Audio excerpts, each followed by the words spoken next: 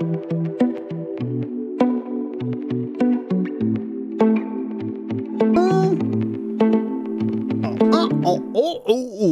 good morning. It's James True, and you're watching James True Live. Good to see everybody. I've been busy on, I've been busy. You've been busy. We all been busy. Summertime is the time to be busy. That's right. Welcome to the show. You guys will probably want that. See, we'll try that. Hello. Hope you guys are doing well. Hope you're doing well. Are we ready to do this? Yeah, we are. We're ready. What is this eye? I got my eyeball on you, boy. I'm watching you, boy. I'm watching you good. Follow the white rabbit. Man, the Freemasons are controlling the world. You knew that. I knew that. All of us knew that. And deep down inside, you and me feel better knowing that somebody's in charge. James, don't you say that. No, that's not what we feel at all, James. I'm going to unsubscribe. And that's fine. I'm digging my own grave, because that's where Hiram Abiff would go if he wants to be reborn inside a cocoon, inside of a new world. And the only way he can find the new world is to say goodbye to the old one. Death, oh hark, art thou but simply a doorway, a portal finder, as it were, looking at you into another world.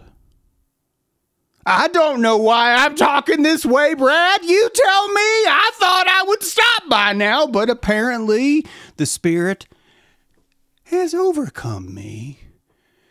And I am speaking in tongues, telling you the secrets of Freemasonry in hopes that you and I will take over the world, because obviously that's what you do.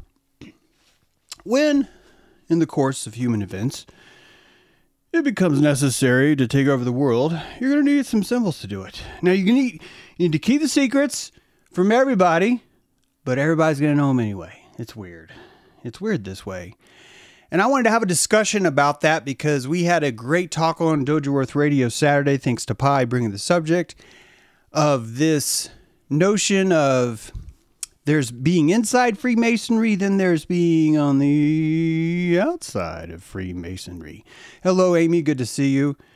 Amy, honestly, you might have committed some massive immoral turpitudes before I said that. And I just want to say, I'm sending you hello. It's good to see you. But honestly, I don't know what the fuck you've been up to. You could have been the one behind the kidnapping of the wombat that happened this week, which, right? What are you going to do, right? Mickey knows. Hello, Stretch. I hope you guys are doing well, because when you are outside of Freemasonry, it looks a certain way. And when you go into Freemasonry, it looks a certain way. I'm not a Freemason. I've never been a Freemason. I should say that now. However, if I was in a secret society, I would tell you that I was not in a secret society, and then I would like gesture to a single eye, or I would somehow create sort of a nonchalant but still conscious kind of like sort of pose that would insinuate some sort of innuendo, as it were. A little wink, nudge, nudge. Know what I mean? Say no more. When you were outside of Freemasonry, it looks like this. And I don't mind people saying Freemasons run the world. I really don't. Gmail, I've seen the logo. I've seen it. I've seen the viscous Pisces. You've seen the cross and the crescent. You've seen the compass and the square. All these things are there. And when you're outside of Freemasonry, I don't know how else you would look at it, but to say, oh, it's those guys. Those fucks are ruling the world. They're in charge. They've made us adopt their symbols, but they're secret. It's complicated. And it's all complicated because of them, because they are controlling the world. And because they are controlling the world, they have all the symbols. And if we see their symbol, we have to understand, oh, that's a Freemasonry symbol, so you can't do that. So then there are people trolls, I would say, wandering around the comments saying, James, you made a 666 symbolism with your finger, which clearly means you are working for the Freemasons, which means that this group is so fucking powerful that they control your gestures, that if you move your finger in a certain way, you will die. And this is what gangs do. Gangs are like, hey, if you do a woo and a katha, a tang, if you do a katangle, katangle woo, this is fucking dangerous, man. Do not do this on the street, okay? This is the butterfly. It's a super evil gang. Don't fuck with the butterflies, man. We will flutter by you and make you feel beautiful. Oh, that's how we take over the streets with our butterfly cult. And you, when you're outside of Freemasonry, what I'm trying to say is that you see the power of these things, you see the vibration of these things, and you're like, holy fuck, what are those guys doing? And I want to tell you something. It's deeper than that. It goes even deeper than that. It is so deep that I've told you that many of you have taken my free course on Patreon, Welcome to the Secret Society, I believe is what it's called, where basically I indoctrinate you into a secret society that just wants people to be fucking conscious. That's all. You're just like, yeah, I'm in a secret society. Our goal is to make people fucking conscious. Yeah, we just want people to look at themselves in the mirror. It says we're pretty fucking evil as shit. And whew, man, what if I was to tell you that that's what's going on here? What if I was to say that? We'll start by explaining this theory through the evil eye. Think of the evil eye as an old symbol, many forms, but it has the basic same tenets. Hey, Nate, how you doing? A look often from someone envious or malicious can transmit negative energy, causing harm to the recipient. I think this, yeah, there we go. The belief is widespread with variations across cultures and religions. It is seen as a way to explain misfortune, illness, and other negative events. So it's actually a panacea. It's actually a form of medicine. So let me see if I could do this quick segue. Something as simple as a logo, before we invented logos, this symbol was used as medicine. If you could come up with a reason why you were sick, it's because of Marge, the way Marge looked at you. She was noticing the melons that you picked from the garden, and she is envious of them, and she thinks you're a bitch now. And you come home and you don't feel well.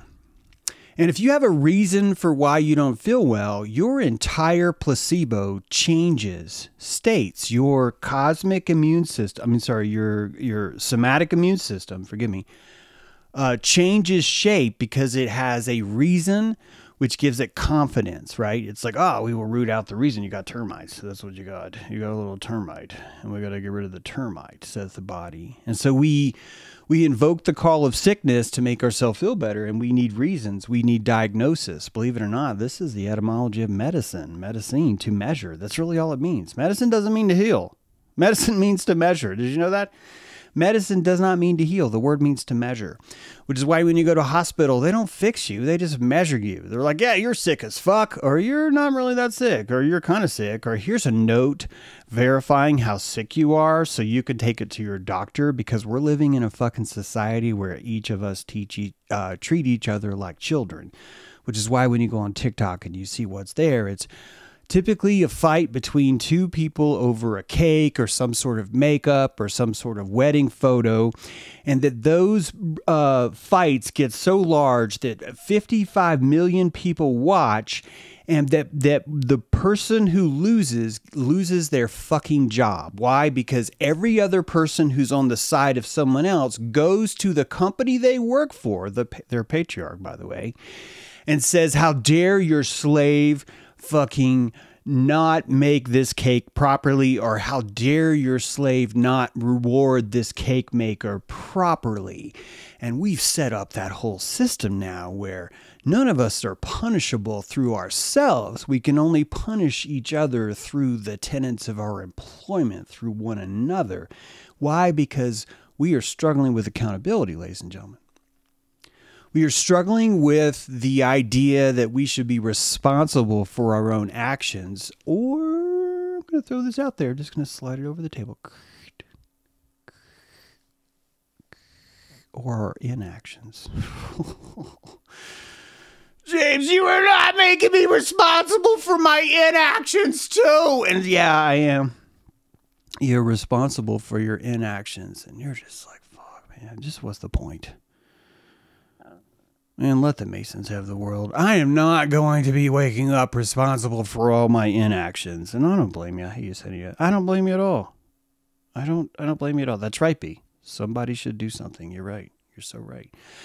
So we are dealing with this conscious problem, really, a suffrage of a missing of some sort of element where we have to, I know this is a sidebar about TikTok, but seriously, we are grown-ass adults that are telling each other via TikTok videos, deciding who should live or die financially, that their kids should be cut off career-wise from their own education because of the way this chick fucking parked and the way that she dealt with rebuke when someone else gave it to her. That's where we are now.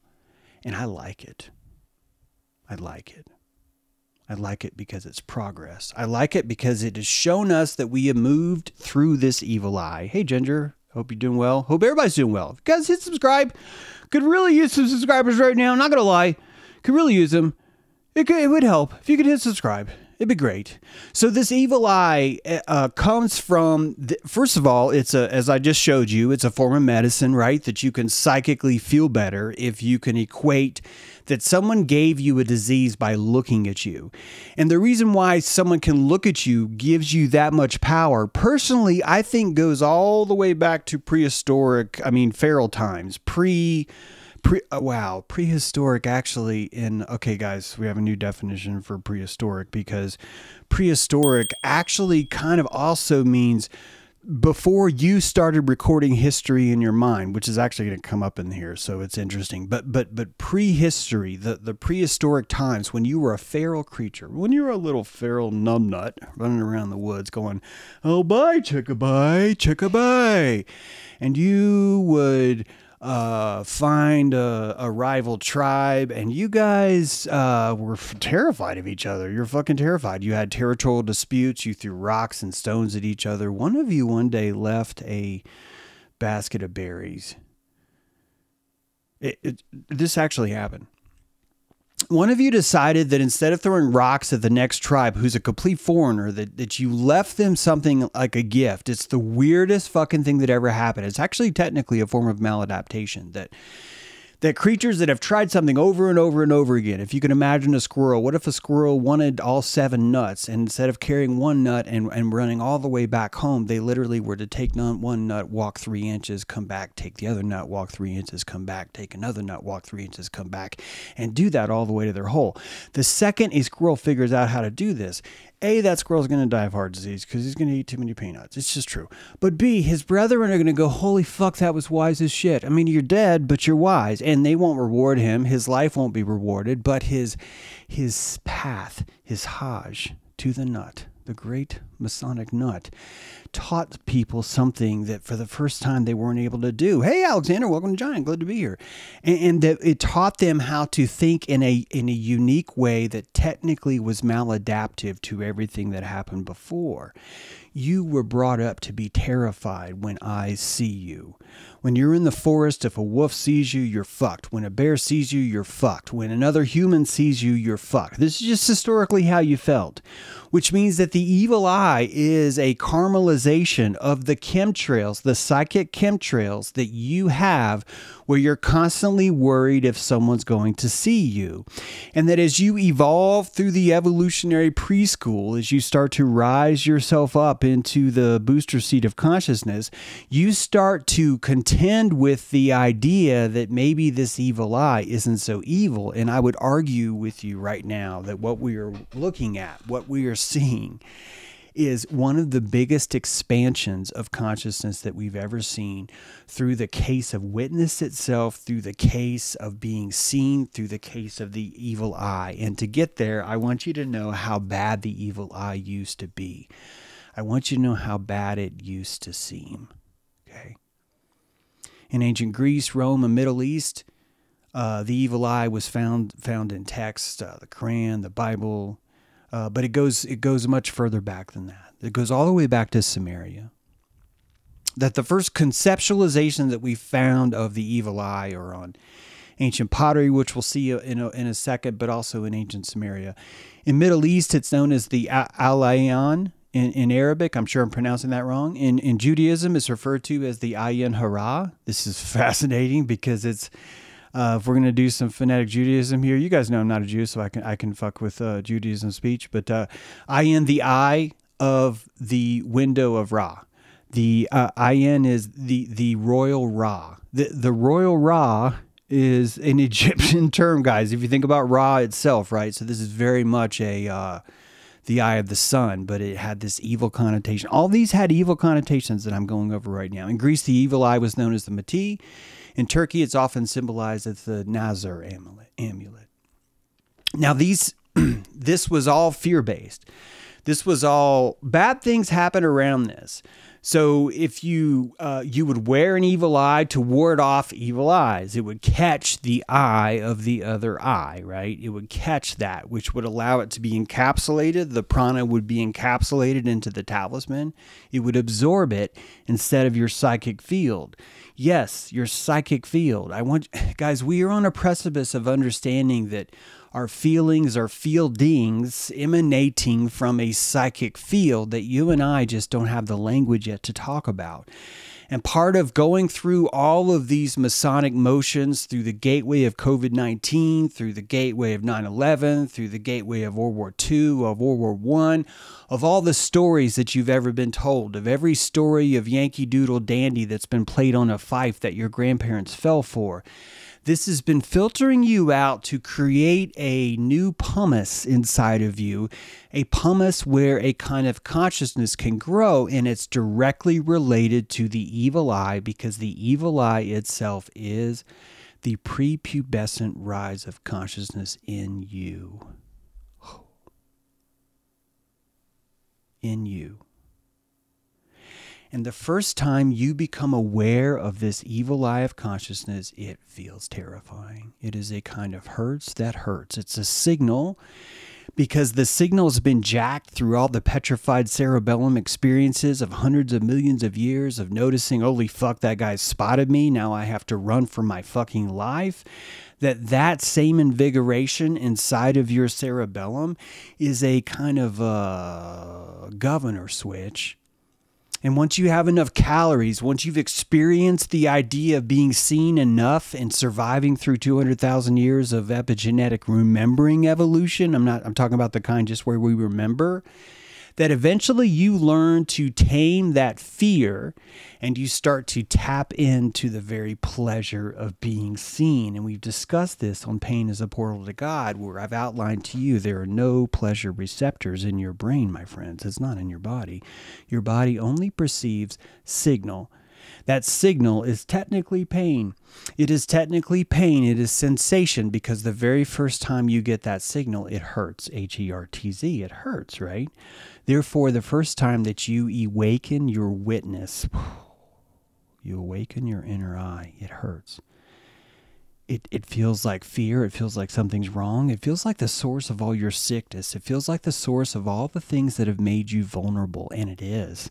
It is, my friends, because you've been vulnerable the entire time, evolutionarily speaking, because you have not embraced your personal I, your I, first person. The first person you. This is a new word. It's why cavemen, we joke and say, cavemen walk around going, me zog, me go clubbing, me hit woman with stick, it joke, me make first caveman joke, say me go clubbing for women, it's joke, me wait for you laugh, you no laugh because me no have first person.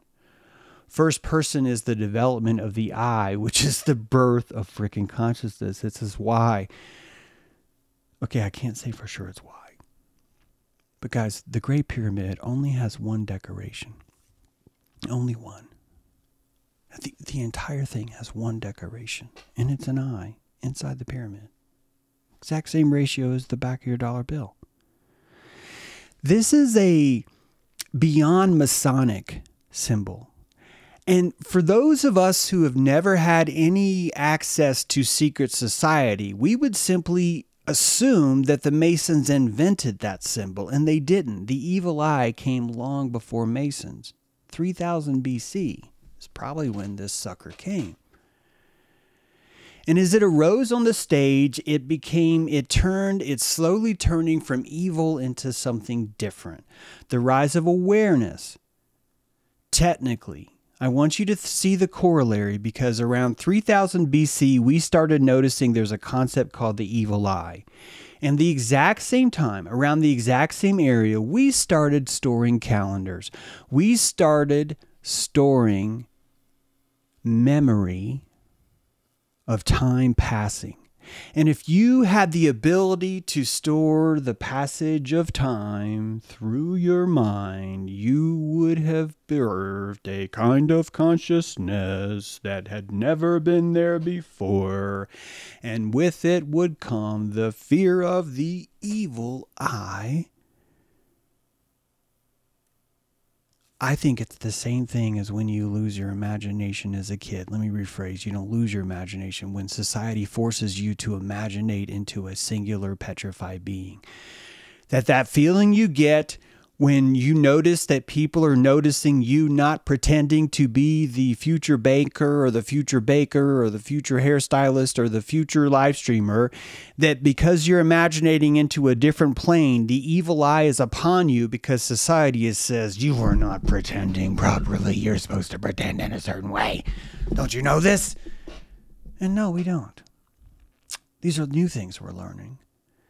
And it's harder for us to learn because the first time you get that signal, the first time you saw blue, the first time your mind goes, you know, I don't think that's green. I think that's fucking blue. Oh, your mind stings. It burns like a bitch. And you come back to the village and you tell the villagers and they're like, dude, you're fucking crazy. You don't know what the fuck you're doing. So the birth of the calendar references this same, arguably 3761 BC Hebrew calendar, October 7th. Arguably my calendar says creation began August 11th, 3114.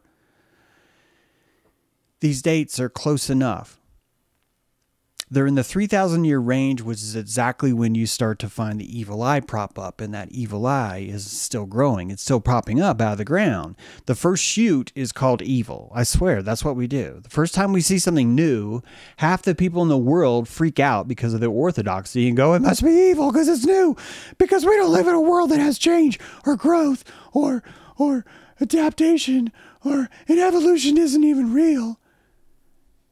Which is why in this time when we started to read history, when we started to remember history, we found a vulnerability, because the second we could remember history, we became conscious of our trauma. The trauma that our reflex lizard could probably absorb and not really ever come to know came to be known because we grew enough calories to store a conscious memory.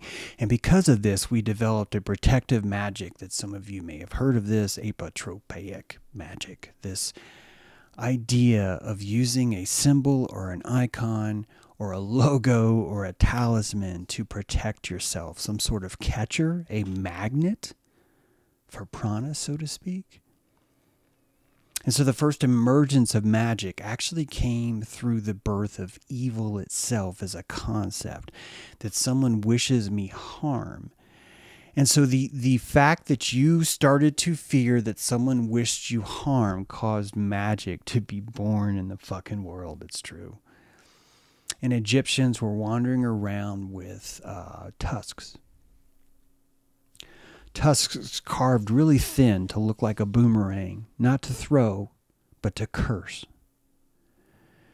And that they would pull it out like a gun, like a modern gunslinger, but in Egypt. They'd pull out these ivory wands, or sometimes they're hippo teeth, and they would point them at people and say, don't you bring your evil eye into me. I have my own evil eye, and I bring it to you. I boomerang it back to you. And all the magic that came, all the magic that you've ever known, came from the rising of the evil eye inside of yourself, from this, oh my God, this weird eye that makes you feel weird, that penetrates you, that sees you through every single wall. And you think that eye is someone else. You think that eye is your enemy. You think that eye is your predator. And it is, But it's so much deeper, as we're about to see. The Jews called this ayin hara. Sarah casting an ayin hara on Hagar led to her miscarriage, is one of the stories. Jacob warned his son against appearing together to avoid the evil eye. Rashi also interprets the phrase, Saul kept a jealous eye on David, as an example of an evil eye, right? The idea of jealousy. This jealous is such a complex emotion, and it requires such a math where you're keeping skill. And it's also panacea because it allows you to feel better if you're not doing well economically, because you get to blame it on the Joneses. Literally, the Joneses is causing you to be better. It's weird, right? The Talmud mentions the ayin hara in various contexts, like the prohibition of gazing at another's crops, or the custom of not calling up relatives for consecutive aliyot to the Torah. This is sort of like, look, man, I'm going to go witness the Torah. You guys have to come watch me, or else you're evil and you're going to hell. I mean, they didn't have a concept of hell, but it was like cursing you if you didn't watch them feel holy. A kind of karaoke, but to God. Imagine if we had social rules where I could make you watch me sing karaoke 24/7. And if you didn't do that, people would think you're pious, that you weren't pious. And if you weren't pious, you couldn't be trusted. So you end up with a kind of bartering chip that exists before people have even come online. And this is what I described to you as just simply alms for the gods, not alms for the poor, alms for the gods. It switched from alms for the gods to alms for the poor because you used to be required in public to burn sacrifice to the god. Why? This you're going to see very soon. Because of Masonry. That Jews were practicing Masonry before Masonry existed, and all they wanted to know, if you wanted to be in this town, is do you worship a god? Why is this so important? And I'm going to tell you why it's important, because if you worship a god, there is an eye, an evil eye, that is larger than the evil eye that you encounter in the regular world, and your fear of that larger eye gives a stability for society to form. This is why God cannot be a real person. God has to be an ineffable force that is so overpowering that all other evil eyes bow down in its presence. And when you think about what is an angel, it's a trillion evil eyes. And I don't know if how many of you have actually looked at that context when you're looking at the ancient biblical descriptions of angels, because they're seen as having thousands of eyes. So the intimidation factor is off the chain. The evil nature of what an angel actually is paradoxically the most evil thing you could imagine, at least from the psychology back then, which is why I think this is such a clue. This is why it's such a big clue, I think, as to what's happening here. Talmudic sources suggest that the evil eye could be cause of illness or death, as we discussed. Debate over Joseph's descendants being immune to the ayin hara. This is a big one. Joseph's descendants were immune from the evil eye. This is an argument.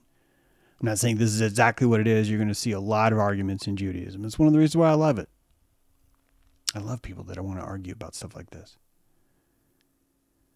So Joseph was claiming that, hey, my kids are so advanced, so godly, that they are immune from the evil eye, which means if you're jealous of them, it will not hurt them. This is a rising, is it not? This is a strengthening of the placebo, the immune system. And that immune system is that I will not be damaged by crops. I will not be damaged by evil looks. And why? Because I wash my hands. Did you hear that? Because I wash my hands. When you start to look at who were the Essenes, they basically were a water cult. Look, some of you are going to be like, that's not true at all. No, they're basically a fucking water cult. They're basically a cult that decided we need clean water and we're going to fuck it up. We're actually going to bathe in that clean water. We're not that smart. We're not that smart. We're getting there. We know that we need to clean ourselves, but we don't actually understand that if we get in the water and we clean ourselves, that the water's now dirty. They haven't figured that out yet. That's all. And that you're looking at a cult that understands, I think, the power of baptism as a placebic kind of thing. And why would it be a placebic kind of thing? Because physiologically it's doing things too. So the physiology is actually invigorating the placebo, just as the placebo invigorates the physiology. It's two tuning forks, my people. Two tuning forks. Outside world, inside world. Two towers. Right? Who's the one who told you? What is 9/11? It's a tuning fork.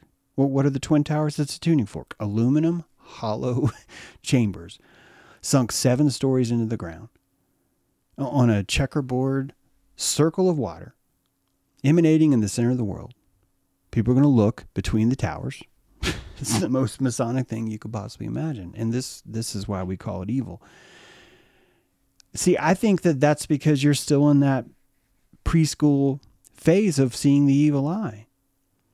Because if you look at this as nature, then you would see that there are harmonic animals in the world. There are worlds, there are animals that sing in harmony. There are whales that utilize the thermocline to communicate thousands of miles away. There are hummingbirds that fly 4,000 miles every year just because they're bored. Like, why not? And that within this is a communication that has certain octaves that you and I can't hear. There's certain forms of communication that others can't hear. Fireflies communicate to each other through light. We don't know that fucking language. We'd rather drown them out. So the harmonic of these symbols is very natural. In fact, it's more natural than any other explanation I've ever heard, because Masonry is music. It's Freemasonry's music. And if you've never seen a secret society, I'll repeat this point. If you've never seen a secret society and you've only aware of one, then you're going to equate every single resonance, every single harmony, every single octave that you see in the world as having power. You're going to give it to them. And you know what? Freemasons are like, fine, we'll fucking take it. Why would we not take it? And here's what people don't like about Freemason, because a Freemason looks you in the eye and says, I will take it because you won't. And that eye of providence burns too much. It burns like a bitch. We don't want to see that. So we call them evil. We call the eye of witness evil. And it's fine. You could say it's evil, but it's so much more than that. But we can't see through that because of our blindness to it. Medieval sages saw evil eye as a destructive force.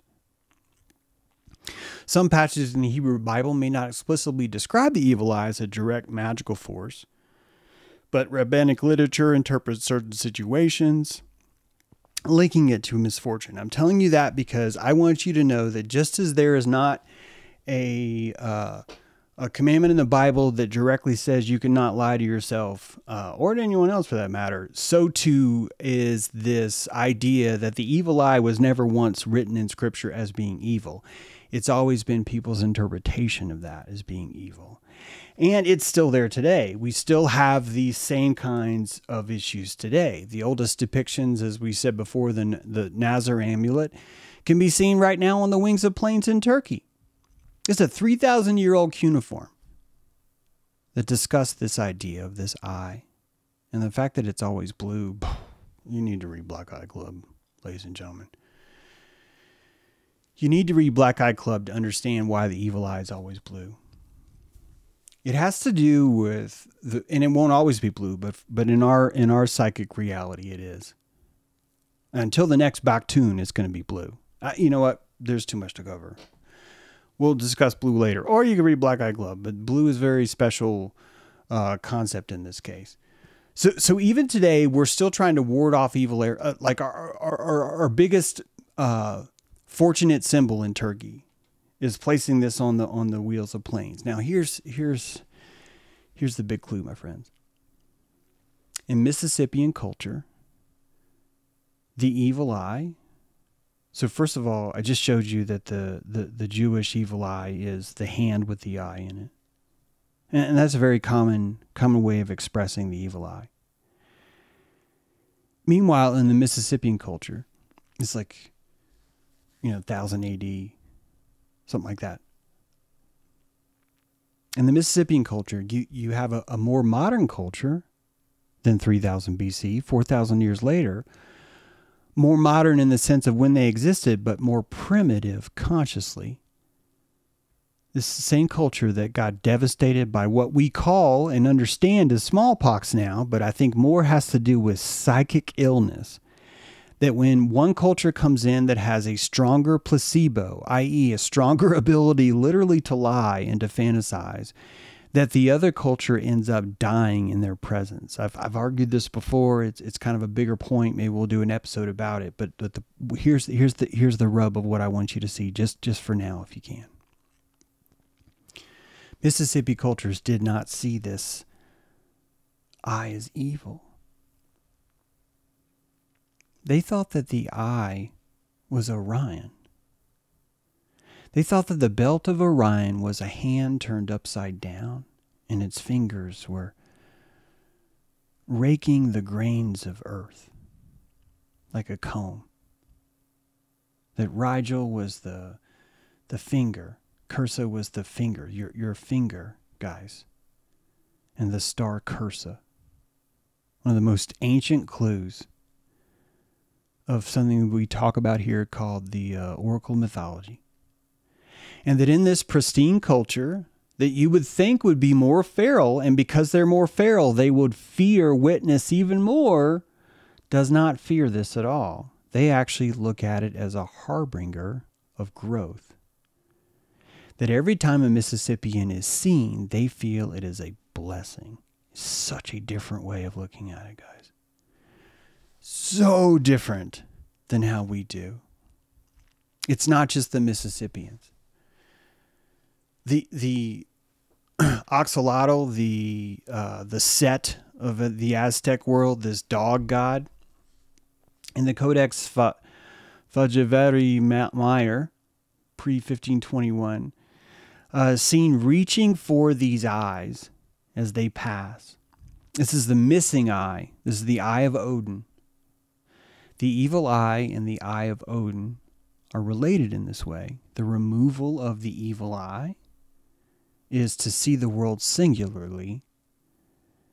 And when you practice and consume and develop the appetite for the evil eye on this earth,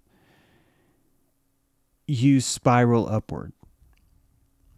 The symbol on the left, many of you might know as Venus. It's, believe it or not, it's actually the Aztec sunstone too. That this is a sort of an icon of that. It's actually 5 suns, 5 worlds, and a spiral moving upward. And the spiral moving upward is the center, is the corkscrew that raises you up, and it is through sight. It is through the vision of the evil eye. It's so different how they looked at it. And I think the reason why they looked at it different is because, keep in mind, these are pre-smallpox immune people. I'd like you to imagine that there is a frequency bandwidth of witness where you have a weak enough consciousness that witness is not something that even scares you. It doesn't register a signal enough. If anything, it makes you come to it more.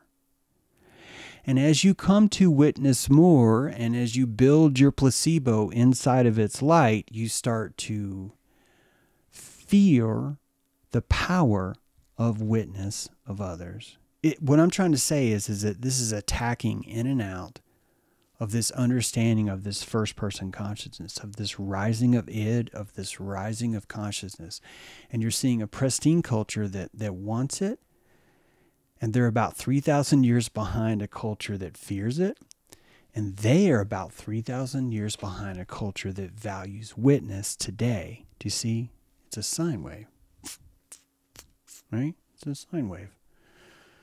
It's a sine wave over the rainbow. So this is why a more advanced civilization on the other side of the world universally fear the evil eye, while younger, pristine Mesoamerican culture sees it as a sign of growth and change. I just told you why. And you guys know that, you guys probably know this, right? That black and white are actually reversed too.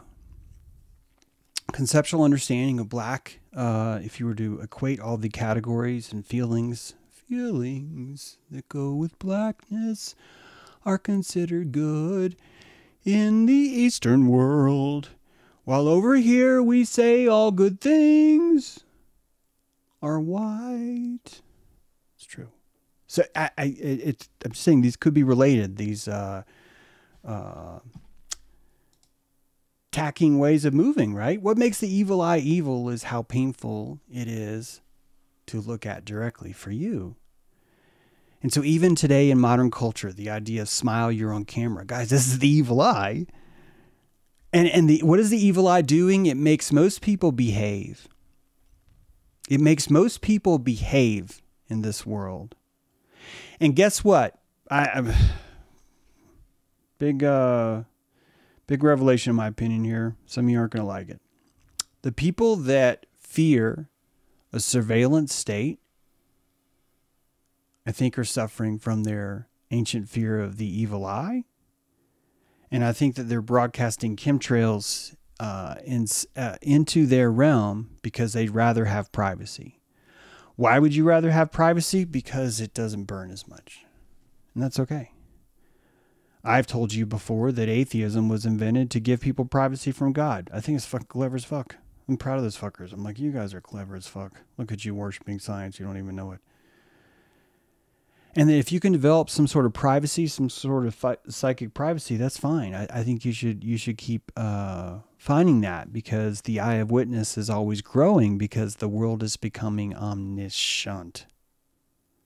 It's knowing all things is to witness all things, is it not? So to be able to witness all things would be to leave less opportunity to hide in the darkness. And that's Jaguar's son. It's the first son of the Aztec culture. The first son is learn to live in the darkness, man.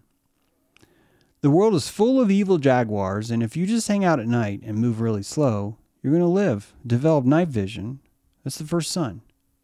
You will see all these things, and that sadly the world has forced you into 4, 5, 6 sons, 7 sons, and here you are in these sons, and you can't go back. You can't go back, which is why we blame Freemasonry. We fucking hate Freemasonry for this, because we hold them responsible for eliminating that innocent sanctity, the lambskin that we felt, not knowing about witness. It's a double-edged sword, right? And you can't go back. This is one of the biggest pains. This is why I think so many people feel so violated by Freemasons, is because they're violated by the concept of witness. And the witnesses, guys, we haven't even begun to even talk about what this really means, because sure, you can see this easy, what I'm showing you on screen, the idea of smiling you're on camera, or this yard is protected by Habersham security or whatever, that's all the same kind of energy. But this goes even further, because we've entered a culture now where we value witness. You're about to see that, because see, everyone is conscious of their own actions would be like the prima facie highest realm of witness of evil eye, meaning that if everyone was conscious of their own actions, holy fuck, this evil eye would be fantastic. If everyone was conscious of their actions, they would probably need help from other people to be conscious of their actions. They would probably need something like TikTok, where someone can say, hey, I caught you on video doing this to a wombat or whatever the fuck it is. And that person is simply showing the other person a Masonic ritual of I-ness. I need you to see yourself, which is why I am using this video to shame you, which is why we hate the evil eye, which is why we hate the surveillance state, because it makes it harder for us to be lazy. So with the top, everyone is conscious of their own actions. And this would fit in the realm of God is watching. Fits in the realm of we have the video, meaning, hey, I know someone who sold my car because I have the video. The witness is helping you on this side of the threshold. On this side of the threshold, on this side of the line, these things are witness good. Everyone is conscious of their own actions. God is watching. We have the video. On the opposite side of that, you are being recorded. You have the fear of the surveillance state. You have the deeper natural fear we discussed of wild animals having a fear of being seen. So it's a spectrum of comfort, and you're dealing with the same signal, which is witness. That witness is all around you, and some of us handle it well and some of us handle it poorly. And we handle it well or poorly depending on what we do, whether it be an immoral act or just an act where we feel embarrassed, where we feel shame for ourselves. We wouldn't feel shame if we had no eye of witness. We also wouldn't enjoy karaoke. We wouldn't enjoy all of the social activities that we participate in. So it's a double-edged sword, and there's no going back. I don't want to go back. I'm just saying. Even through the 80s until now, we've turned this Big Brother is watching you into this parable of be careful, into a, oh my God, Big Brother's watching you. Big Brother's watching you, man. There's a new season. It's season 10. It's season 11. It's season 15. It's season 30, right?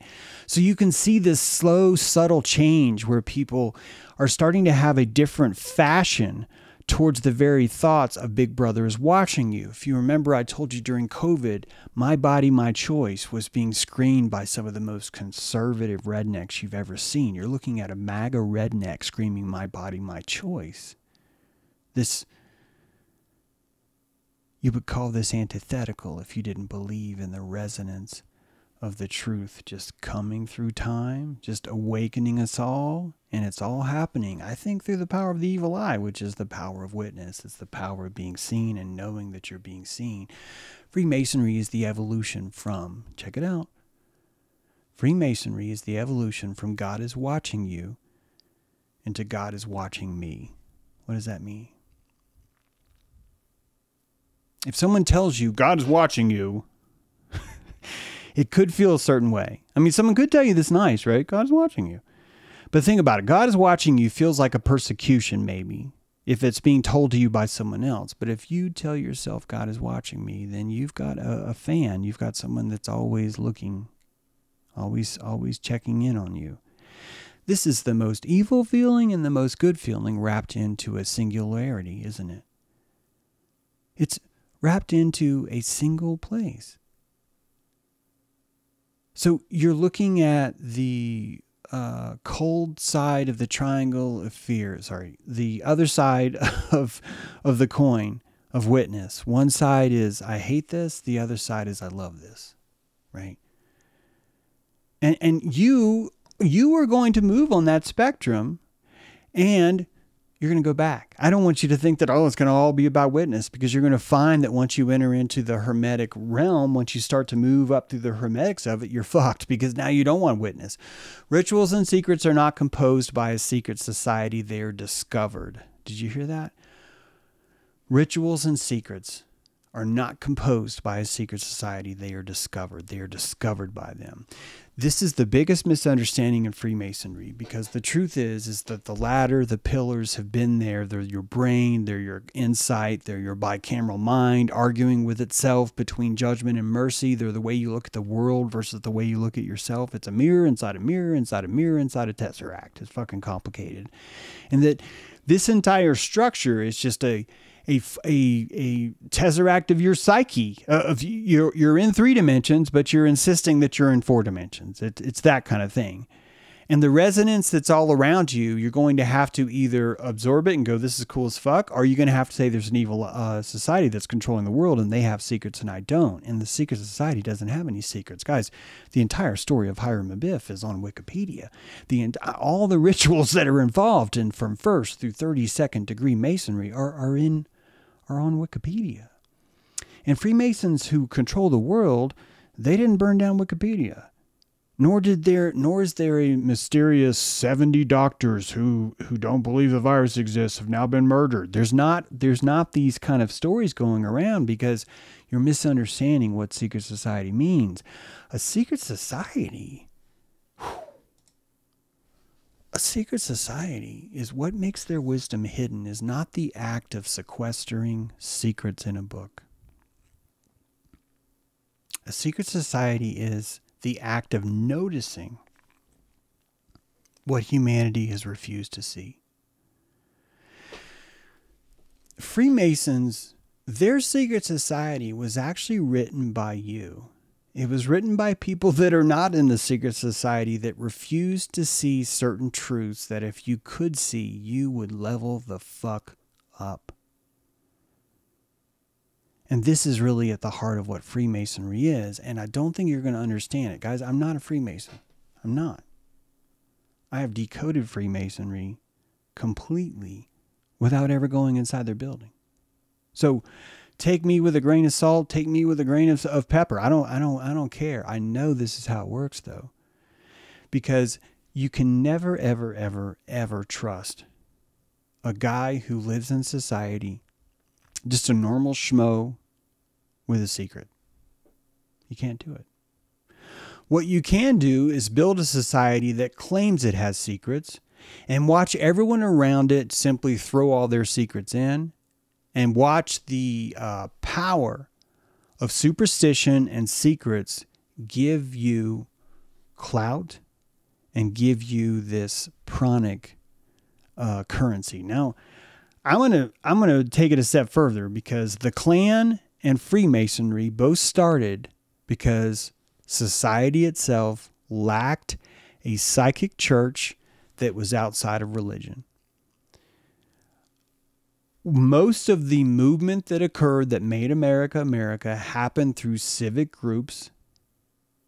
Guys, Nathan Bedford Forrest, the Grand Wizard of the Ku Klux Klan, was the very first person to deliver a speech to the NAACP. It was in Memphis that the Klan's Grand Wizard gave the very first speech welcoming the creation of the NAACP on the picnic grounds in Memphis. It's still a park today. And that you're not going to hear that because of this chemtrail feeling that we have about secrets. Because of this chemtrail feeling of insisting that if someone's controlling the world, I'm going to feel better.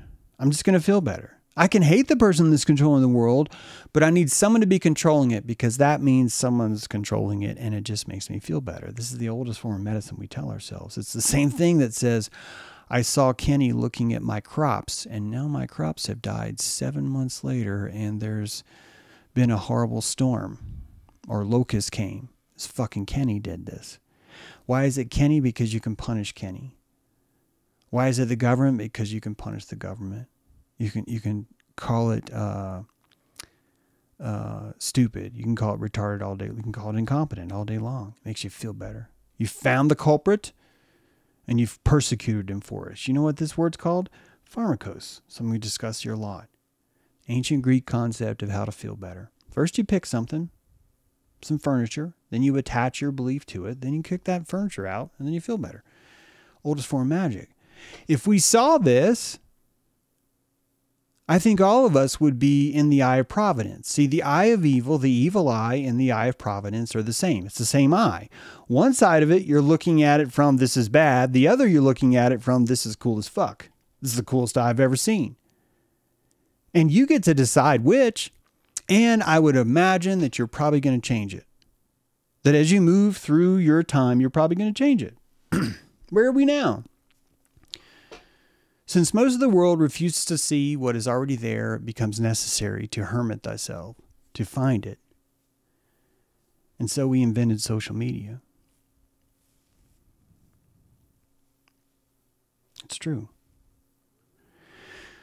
Right now, the way, it's just right now, I don't think that this is true all across the board. In fact, Ether Podcast asked me, do you think that vitriol and struggle and pain are necessary? And apparently I was contradicting Sarah, the alchemist. And I said, yeah, it absolutely is. And I don't mean that universally, but I think that when you're looking at a society that looks the way it is right now, the only way you're going to find this power of witness is to hermitize yourself. You need to be a hermit. And if you're going to become a hermit, I don't think we have a sexy Instagram version of hermit, which is like, you're still popular. Like there's probably like an alpha hermit out there that's like, all right, y'all, we're going to level up and be a hermit today. I've got 15 million followers watching me be a hermit. I'm going to go over here and sit by this tree and you guys are going to watch me be a hermit. And it's like, that's not what I'm talking about at all. That's not the fuck what I'm talking about at all. It's never what I'm fucking talking about. That if you were not being persecuted by your peers, you were not growing. That if you were not being forced to see things that you yourself was not comfortable to see, you were not on the Masonic path. You are not on this sacred journey. And if you find this sacred journey, you will notice really quick, holy shit, I disagree with everybody. And it doesn't mean that you're right and they're wrong. It means that this is what you need to do in your path right now, because you need to be rejected. You need to be rejected so hard. You need to be rejected so hard. And that if this world was truly a garden, if this world was truly a conscious greenhouse that was here to grow self, we would need to invent some way for everyone to feel as if the entire world is rejecting them. And we have social media. We have social media. It has been created to give us this very crucial hermetic element that all of us hate. I don't want it when I don't get no traffic. I don't want to be a live streamer because no one's going to watch me. And people want me to grow a beard, but then keep it, but then also shave my head. And I have to come up with new stuff all the time, but I can't talk too long. But if I don't stay online long enough, then I don't survive. And patrons leave me because I'll stop writing a book. But I want to write a book because the book makes my ideas better. And it's difficult because I'm surviving right now inside this hermetic ritual of fucking torture. Seriously. And it's good. I'm glad I'm here. But this torture of how do I satisfy my search for truth and my need for social acceptance just to survive in the world. It's fucking hard. You know why it's fucking hard? Because I'm on a hermetic journey. It's hard because I found the vitriol. It's hard because I'm in the pocket. And I don't want you guys to, you know what? If you want to go out and listen to someone that tells you it doesn't have to be hard, it can all be easy, I think you should go for it because I think that's hard. I think you listening to someone like that tell you how easy it is hard. And that you're going to learn that the hard way, the easy way, through the hard way. So even that, which is why you guys don't see me complaining a lot about the world, because it's just so fucking perfect. Because everywhere you turn, someone's there to lie to you. Someone's there to deceive you. Someone's there to steal your money. Someone's there to steal your content. Someone's there to tell the whole world you're Lucifer. Someone's there to tell you that you're fat, you're ugly, you're bald, you have no reason to be here, you have no good ideas, you don't get on enough, you're irrelevant, you don't have enough big enough following. All these things are exactly the vitriol that you need to survive. This is why you came. And the only reason why you're missing it is because you don't know that that's why you came. And guess what? Everyone's lying to you. So why not lie to yourself? If you do not believe what I'm telling you, that this is why you came, fucking lie to yourself. Try it for a week. You know why? Because A, you lie to yourself anyway, bitch. So fucking evil eye to evil eye. You lie to yourself anyway. Why not lie to yourself in a positive, constructive way, I say? Why? Because for the first time you put your reins on your placebo and you start to control your fantasy. Mr. Rourke, tattoo? Yes, that you are a fantasy island. You are. And that the plane is your desire to hurt. It is your desire to drink more hurts. It is your desire to say, yay, I have 5 views and I suck at this. It is your desire to say that the secret society controlling our lives invented rejection as a form of hermeticism. Guys, this world is perfect. It's perfect. And that you've been given every opportunity to hermitize yourself and to suffer under the eye of God itself. And you get to say God doesn't exist. You get to say there's 17,000 gods and all 17,000 of them don't like you. You get to pick all of these things because no matter what you do, this greenhouse is so perfect that it's going to force you to grow. It's going to force you to grow. It's going to force you to see these things. Guys, the pillars of judgment and mercy are ways the world looks at you. Yes. Oh, the pillars are fucking pillars. The All-Father is torturing me and the All-Mother is torturing me and they want me to change my sex and dress weird and wear skinny jeans and grow purple hair and learn new pronouns. And the pillars of judgment and mercy are ways the world looks at you. Yes, they are. They are. And you can see the world as if the world is looking at you through the pillars. And that's exactly what it would feel like if you were looking out of your fucking pillars called your eyeballs at the world. It would look like that. But it's not the world. It's how you're imagining the world is looking at you through the pillars. And you're imagining that through the pillars of your own eyes looking, which is why I'm trying to say this is a 2-way street. It's actually a 4-way street, but I don't want to complicate things. The pillars are a mirror of you.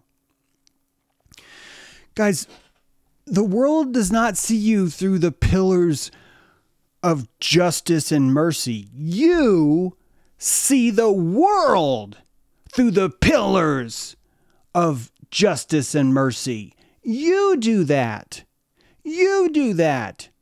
And the first thing you do when you do that is you notice how powerful that you can bring down twin towers, that you can strike tuning forks into the soil and cause the eruption of society itself. And the first thing you want is to not have that power. So you take chemtrails and you turn it around and you say, these are the pillars that are used to torture me. And these are the pillars that you use to shape the entire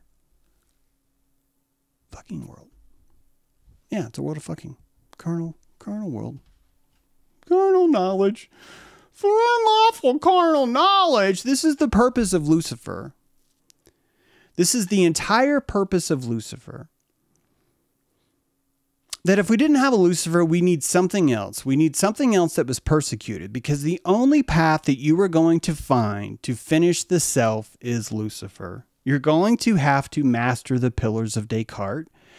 The most famous symbol that all the truthers are like, oh my God, look at the evil Lucifer's there. Look at how evil it is. And it's literally how vision works. It's the sign of fucking vision. It's the sign of focusing in between two Masonic towers. Of course, Lucifer and Freemasonry are related. Of course they fucking are. Lucifer's the only figure that enough people hate that you can walk in there and try and compassionate Lucifer and carve for yourself a new seed that has never been born in your epigenetic history before. You are directly causing something to grow in the palm of your hands while you sleep that the rest of the world says is evil. And this is the most practiced, highest form of hierophantery, let's call that a word, of hierophantery that you could practice. Can you make a seed grow in direct opposition of every evil eye that's ever been born? You know what's fascinating is Oxalot, this famous dog god. We have a creature called the Oxalot. It's a salamander. It has the ability to regenerate more than any other creature.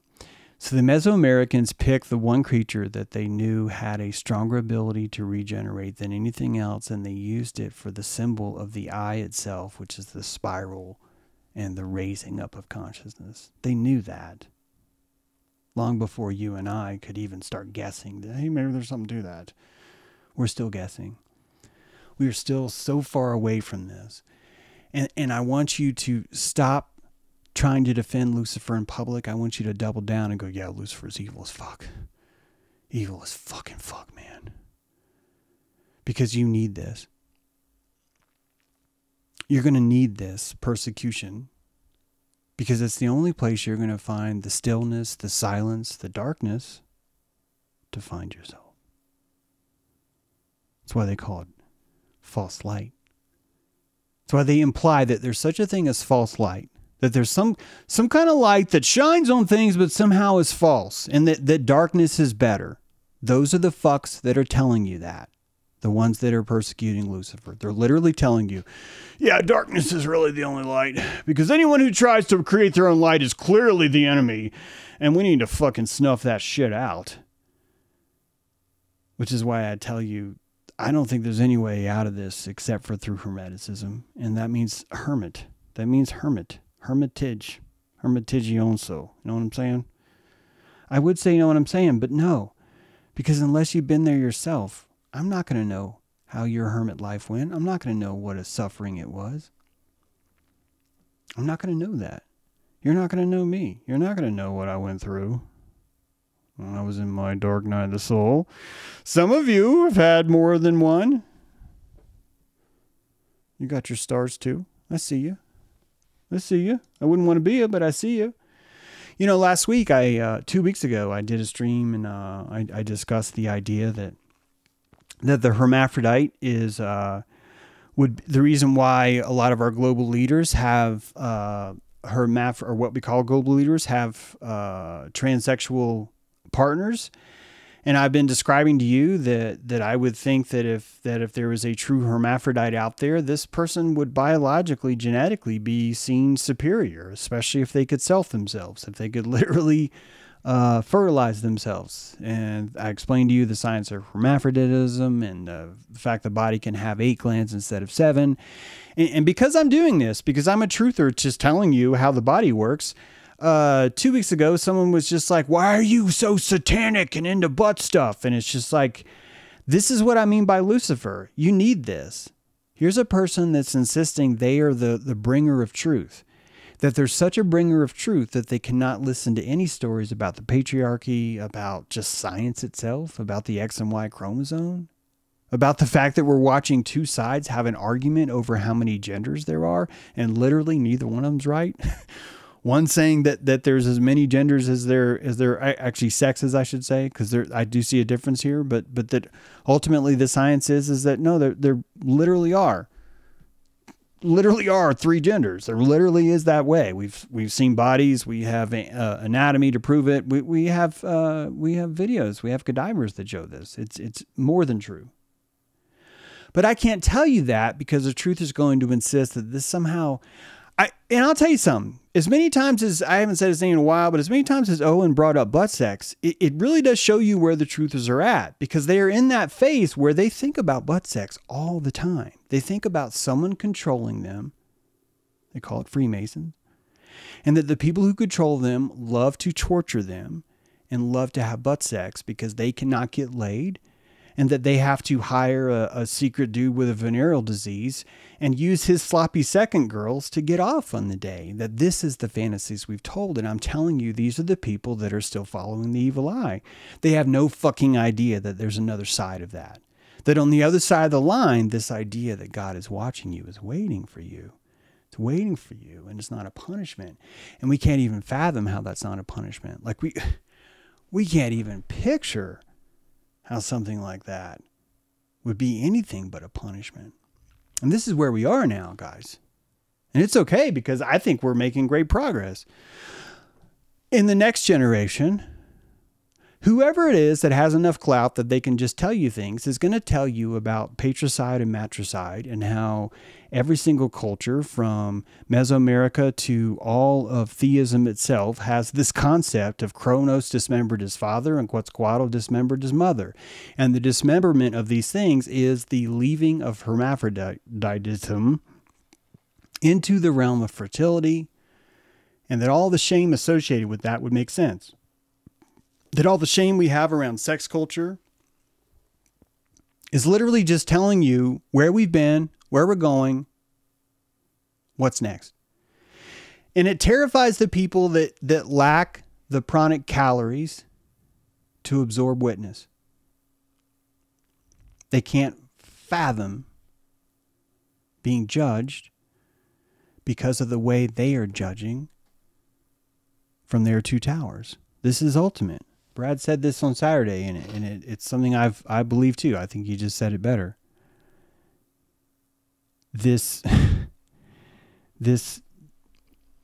idea that evil in the world, that the world is full of evil, that the most powerful ones, the ones that have the power, are the evil ones, is your fear of power. You are projecting your fear of power.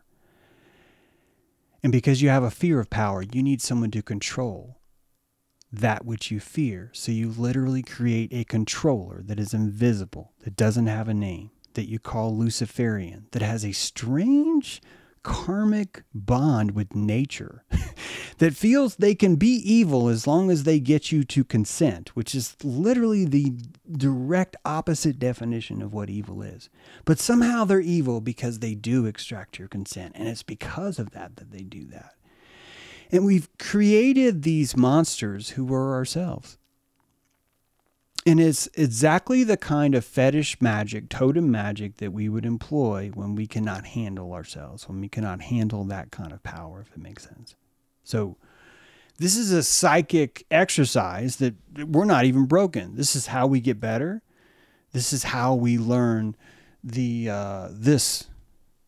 Nahuali Olin, the 4 movements. that the one of the crucial parts of the fifth sun is this idea of movement, that for some reason the fifth sun was the sun that moved. And I think the reason why the fifth sun was the sun that moved is because in 3000 BC, the brain developed the ability to remember. And in Aztec culture, 3000 BC was actually more like 500 AD. And that you and I are closer to that culture, and we're watching them learn.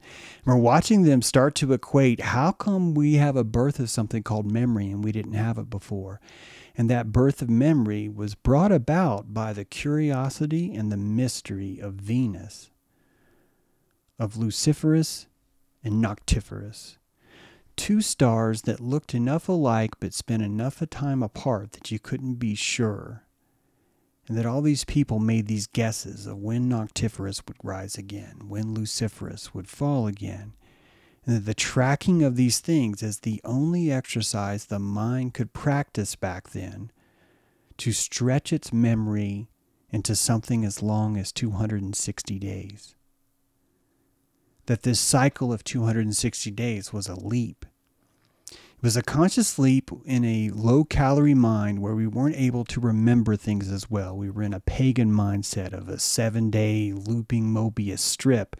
And we used the stars as teaching instruments, the mobiles God placed above our crib, that simply by watching them, the only stars that moved. You know how profound that is, right? The first time someone noticed, oh my God, that star moves. No, none of the others do. Wait, this one moves too. That's huge. It's so huge that it sparks the mind. It gives the mind so much salaciousness that it starts to remember things because it feels good. And now I've just described to you probably what the Aztec new fire ceremony was about. The idea of ripping someone's heart out, building a fire in their chest was such an invigorating, alive concept that it made you remember for 52 years. Do you remember what happened 52 years ago? Yeah, man, we took Doug, fucking opened his chest up, pulled his heart out, burned it in a separate chamber. Then we built a new fire inside his chest while his body was still warm. And it was such an intense kind of jingle. It's kind of like a jingle. It's like an ancient Mesoamerican jingle that gets stuck in your head. Instead of trust the Midas touch, it's rip his heart out and put a fire in his chest. And that jingle lasts for 52 years. And the second that it lasts for 52 years is the second you saw Venus, which means Lucifer paid off. See, that's what's happening right now with our fieldings. That's what's happening right now with how we feel about the world. Our emotions of shame are a kind of sonar that's coming online where we're learning to read minds, because that's really all shame is the effervescent off-putting of some sort of feeling or perspective from someone else, and we're feeling it on our own skin. So this is a new radar. And the chemtrails will continue until morality improves. Until you can learn to hurts better, to suffer the hurts better, you're going to have this kind of issue. You're going to have these kinds of things happen. And you're going to be surrounded by people that insist this is what the world is, that the world has to be this evil or this maniacal or whatever it is, because you're moving through a sacred spiral. First sun is Jaguar. This concept of darkness, concept of stay dark, stay in the dim, don't move. The concept of wind is technically the concept of moving around, moving yourself through the air, choosing to move to a different spot, as dangerous that is. Rains of fire, depicting this idea that the environment itself forces you to move, that you can't be stationary. And that these movements, from you moving yourself to the world moving itself, lead you into the birth of emotion, the fourth sun, the water. And that out of the birth of emotion came your ability to predict the future, to predict the past, to declare so much more memories. Why? Because the emotion allows your limbic fingers to attach. Because this is really all memories are, persistent emotions that are so strong, that seem so important, that your mind keeps them. Your mind keeps them in the winter. When it's dark and cold as shit, it finds extra fuel simply to keep the warm-bloodedness nature alive, because it needs those memories to be preserved. And that the only thing that I think really preserved those memories is the emotional timbre of how they felt inside of us. So the joy, the pain, the fear, the spectrum of these, finally leading to the fifth sun, where we start to track movement itself of the sun, where we start to notice that the world itself is not static, that it moves too. This is consciousness growing, and that you are still growing. The difference is you don't have someone 3,000 years in the future who's interpreting what was happening to us consciously and telling you that now. So none of us get to know. All of us are forced to embrace the mystery, and most of us are losing our calories in that. We don't feel that mystery's okay. This really has a lot to do with the society, just the way it behaves. I think if you were more virginal in your aspects of a human, you would actually find mystery to be more of a common instrument that you used. A kind of play state that you entered into to go on a hunt. A kind of play state that you entered to find morals in the woods. That you tap into an animalistic, mysterious state, which is just play state, which is I wonder what's going to happen next. And that you're just looking at a society that fears its power so much that it understands that mystery is the birth of that place, which is why someone telling you a story is more important than that story being true. We want to hear the story. It just psychologically makes us feel better because socially we've tuned ourselves to feel better by removing mystery from the room.